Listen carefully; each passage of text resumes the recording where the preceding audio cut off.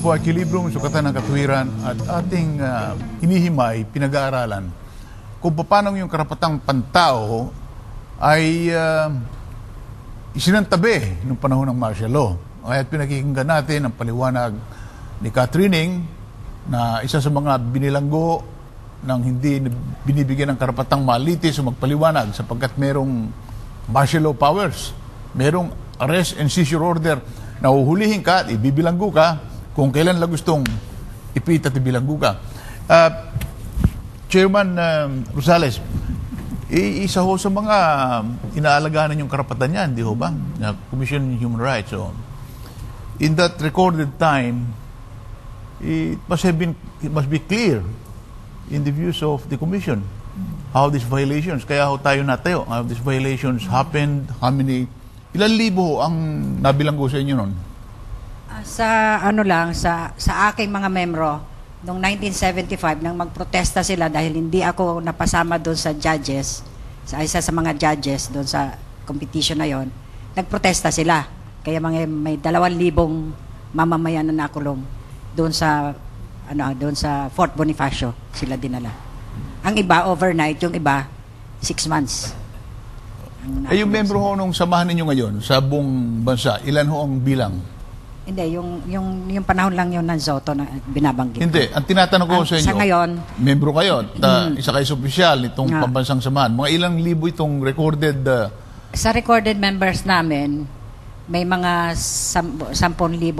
Hindi pa nga namin Kasi ang mga nag-file lang ng mga application for membership, yun ang nasa amin. Ayun ang recorded. Chairman.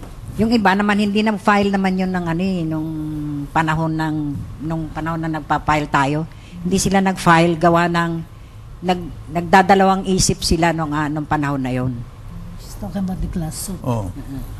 But now we have acknowledged this violation. Yeah, of course. In fact, ang kagandahan din naman dito, the Commission on Human Rights is a product. Sinasabi ko yan bunga yan ng pakikibaka, pagpupunyagin ng mga taong bayan para alisin si Marcos. Kaya never again martial law, never again dictatorship. At ang produkto nito, yung pagtatayo ng Commission on Human Rights na kung saan, kung di ako nagkakamali, si former Senator Sani Alvarez was one of the framers of the Constitution. At sila nga yung lumikha ng Commission on Human Rights na kung saan tumatayo ako bilang pangunahing public servant doon sa Commission on Human Rights. And ang linaw-linaw na yung mandato na binigay sa amin noon, bunga na rin nung karanasan nating lahat sa labanan, talagang dapat mag-focus sa violations of civil and political rights. Dahil yun yung pinakagrabe, mga massacres. Tanda-tanda ko yan, Escalante Massacre.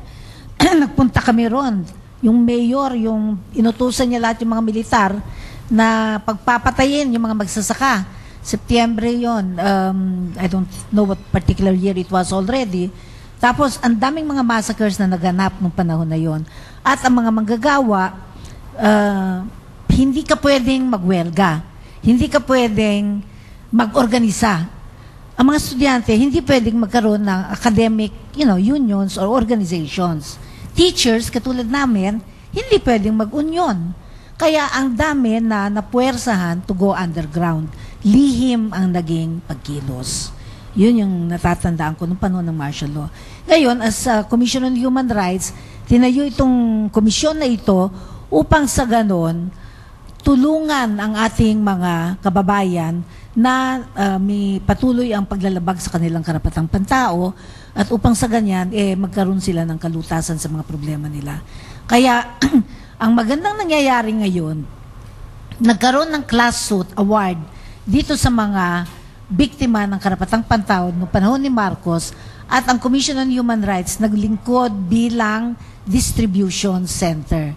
Kaya since meron kaming mga 15 offices, regional offices at saka 5 sub-offices, dito sa mga offices na ito, lahat nagpunta ang mga biktima ng karapatang pantao. Hindi ba yung mga biktimang yan ay yung nangawala rin, yung namatay? Enforced disappearances. Kung nawala sila, at na-abduct sila, yung kanilang mga magulang o asawa ang pumupwede. Kaya yun. Kaya tatanong nga na si Miss Portajada, may samahan kayo ng mga nangawala. Opo. Ito po yung mga nangamatay, no?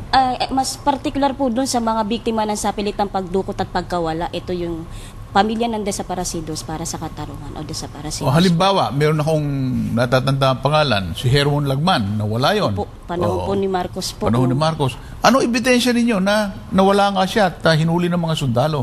Nung panahon po kasi nung sinasabi nga na may batas militar na pinaiiral noon, ang pamilya mismo ni Hermon Lagman ang nagsabi na walang ibang motibo o maggagawa nun sa kanilang kamag-anak, kundi ang militar mismo dahil sa kanyang paninindigang politikal. Ilan libo sa samahan ninyo ang dinukot di umano ng militar? Nung panahon po ni Marcos, base sa tala namin noon ay ito ay nasa 800 na biktima ng Ay, sapilitang. documented yun, no? Opo, pero tulad nga ng sinabi ni Catherine, ay marami pa rin dyan yung mga hindi talaga na dokumento. Oh. But this, Madam Chairman, this documented disappearances, could they be violated now? I mean, validated now by... Yes. Okay, yes. Yes. As a matter of fact, as I said, there are those who were documented, who filed for a class suit, are now getting awards. Maliit lamang yung award, but the Commission has actually used this as a distribution center. And as of now, about 6,500 have already received mga check and ganun. Catherine was able to receive a check because of this. Doon sa class suit, no? Oo. Pero siyempre, mas marami pa dito yon. Ngayon, ang ginagawa ngayon namin, i-document namin lahat itong mga ito.